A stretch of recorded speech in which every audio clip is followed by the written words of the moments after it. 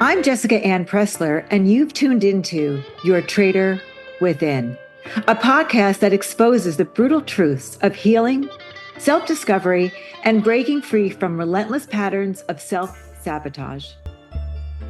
Today's guest, Anthony Lario, is a publicist, writer, and content producer who specializes in helping talent authentically shape and share their stories across television, books, and online platforms. Anthony joins us to bravely discuss his personal experience with his Traitor Within, a self sabotaging inner voice that first emerged during his college years, influencing him in ways he initially could not recognize. We are thrilled to have Anthony share his journey of self awareness and overcoming these hidden obstacles. Welcome, Anthony. I'm so happy to have you here.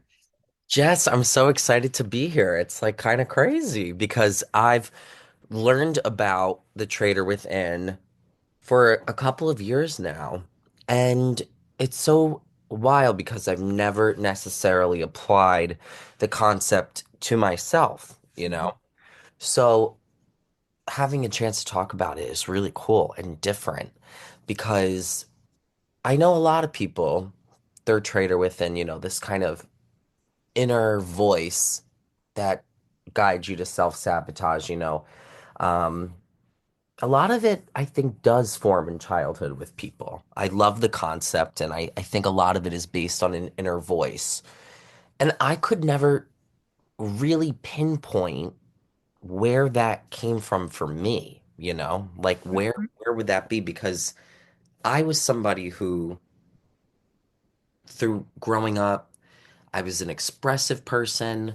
Um, Always in charge of like the anti-bullying club or I would volunteer. I made it a very big mission to become somebody who was involved, Mhm. involved in activities, in organizations, in things that I felt that mattered, right? Mhm.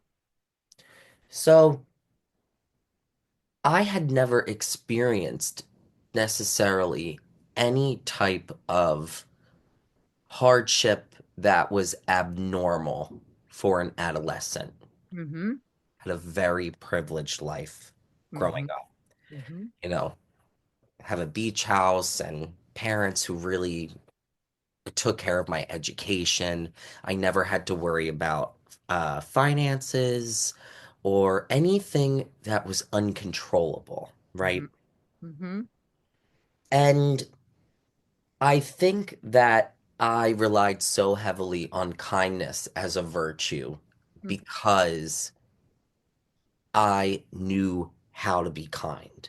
But I Mhm. think that me knowing how to be kind was also influenced heavily, and I think it is for a lot of people, by their perception of what has happened to them or how they've been influenced or their resilience.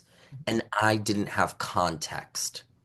Do you know Mhm. what I mean? And so it's like, you can be a champion for so many things when you don't really have anything that you feel like is affecting you. Mhm.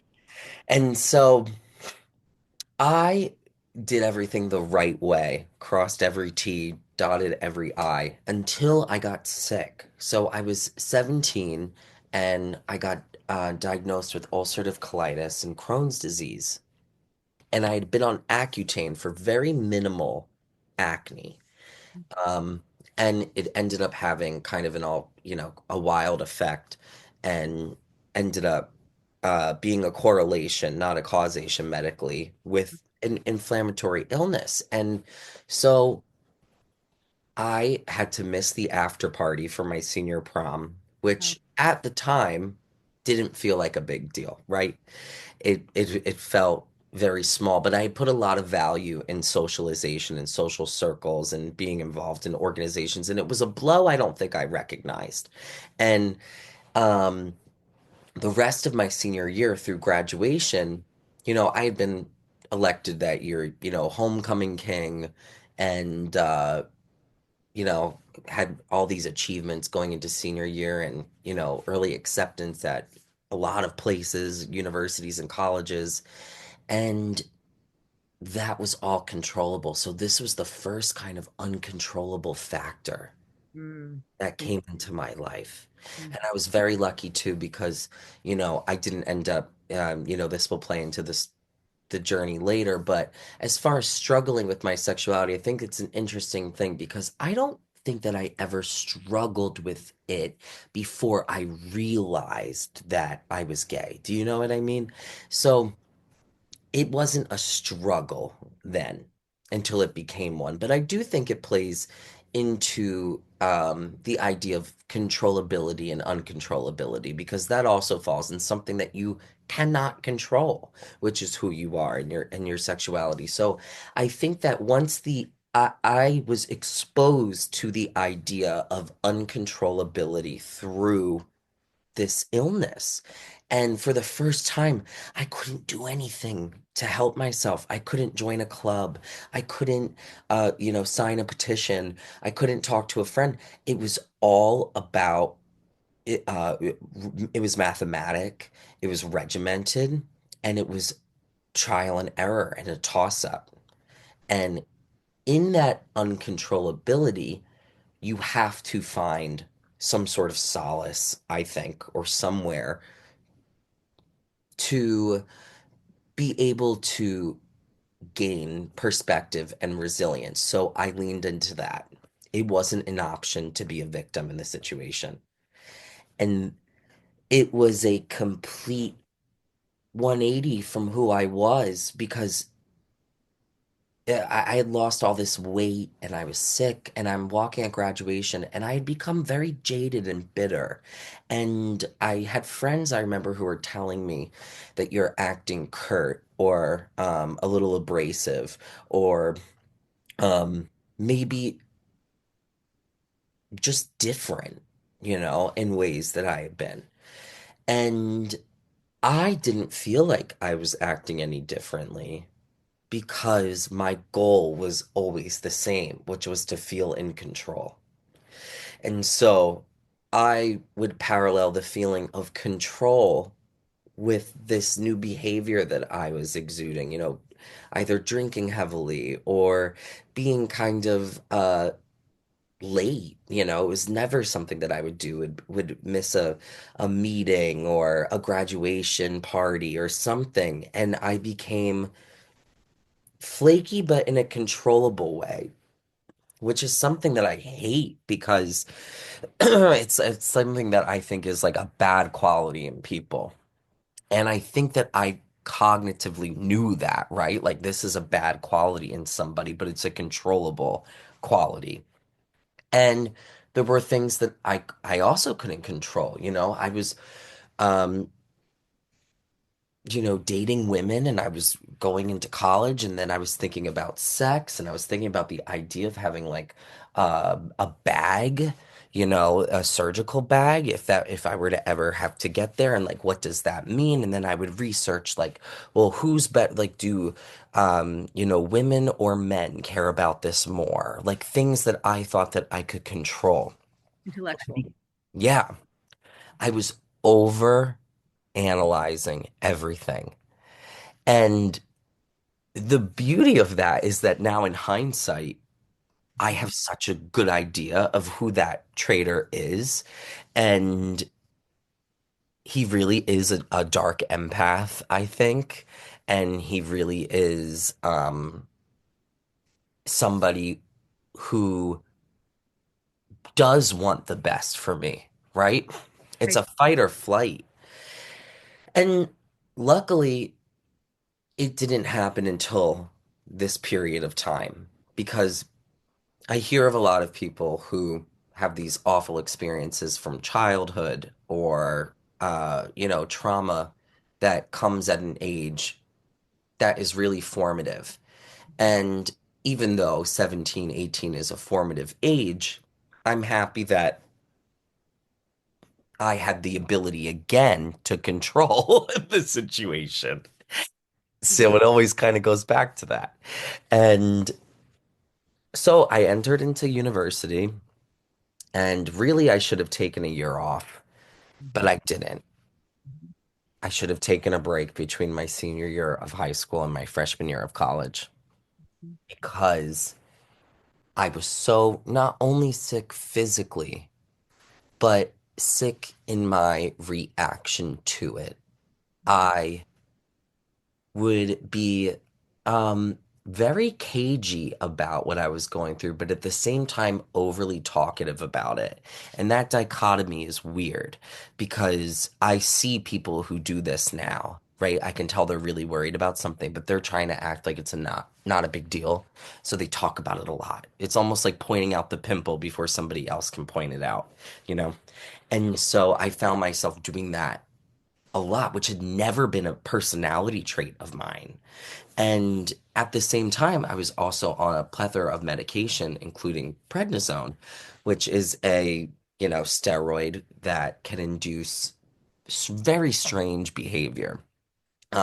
Luckily, I'm like off of it for a very long time, and my Crohn's and colitis is under control now. But um, entering into college, it was definitely a thing that I wanted to make known so that I had an excuse if I needed to have a way out of something, Mhm. you know. Yeah. And I think that people don't take into account the idea that chronic illness and mental health go hand in hand because you can't be sick all the time in society, right? You cannot be sick all the time. And people will use being sick all the time as an excuse to either get out of something or they have a cold or this. When you have a chronic illness, you have to monitor every single symptom that you have because it could mean something. And when you're somebody like me who was leaning on this inner trader for constant, I showed up to everything. I would not miss a fucking thing. But I needed to enter this into my life in case I did. And when I did, I did. And I would miss big time, man. Like big time in the ways that were like nightmares that I would have in high school. Like I entered two plays and quit them my sophomore year. Um, I was really uh, promiscuous and just having sex with, I think, anybody that I could because I wanted to feel something and be in control of something. And I convinced myself a little bit that I like wasn't even queer, that I was just like balancing on this as a way to um I guess as a way to numb myself, just like somebody would with drugs or alcohol. Interesting. And I realized by the end of my sophomore year that I was being manipulative. And this sense of control Mhm. was all about manipulation, even if it was manipulation just to be comfortable. And it was impulsive and irrational, but also very sanely rational. And um, learning now that I do suffer with obsessive compulsive disorder, and luckily I have it under control with great medication, these things all came into play with my trader, hand and frickin' hand. And I think that's a cool thing about the concept as well, is that people tend to blame their actions on other circumstances or traumas that happen, and I think it takes away the blame from people and more so puts it on, for me, right? Nobody should ever blame themselves, but I'm a big fan of accountability. And I find comfort and solace in the idea now, and I think I will for forever, that there are some things that are just uncontrollable. And you don't need to swoop in and fix it. And you don't have to be the first one at the party and the last one to leave. There is such a thing as a gray area. And I've done really, really intense work to like even find out what the color gray is. Like I really, really have. And because it's difficult to live there, right? It's not fun for people who thrive off of, um, controllability. And, a lot of that comes in intense emotions. So just realizing that even though intense things can be thrown at you, you don't necessarily have to intensely react to them. And that's something that I try to work on every day. I try to get better at. Um, but all in all, I do feel like my Traitor Within was really loud for a short period in my life. And it is scary because I look back at when I was like 17 through 19 and I don't really remember a lot of it.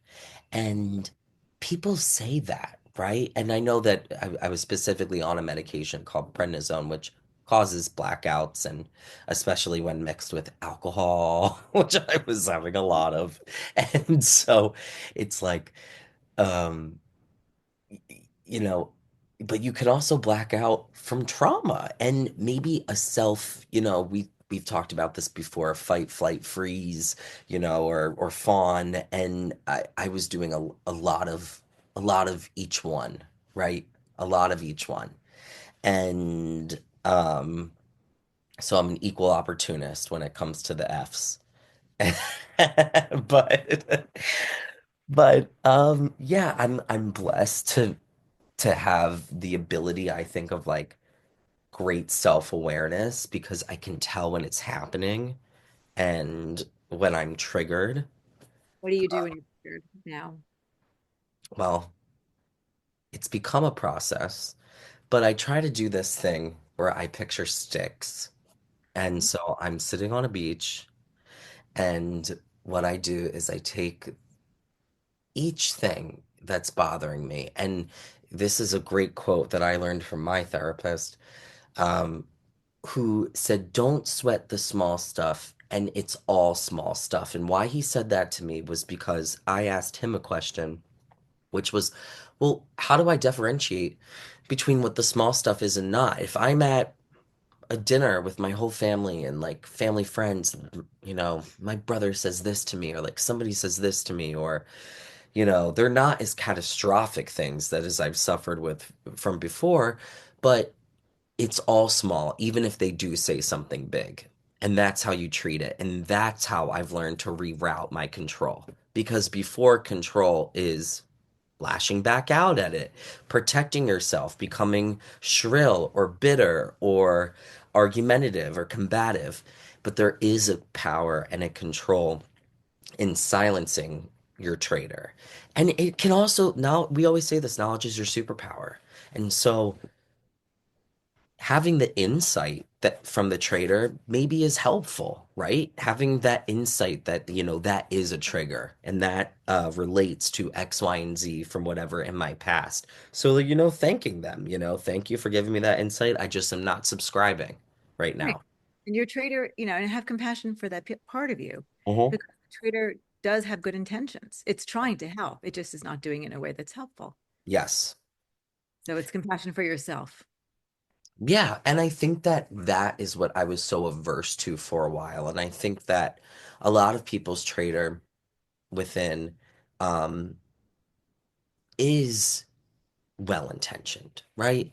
And it's all about preservation. And I think that quieting that voice and practicing real compassion for yourself is so much better because real compassion is protecting your peace, you know?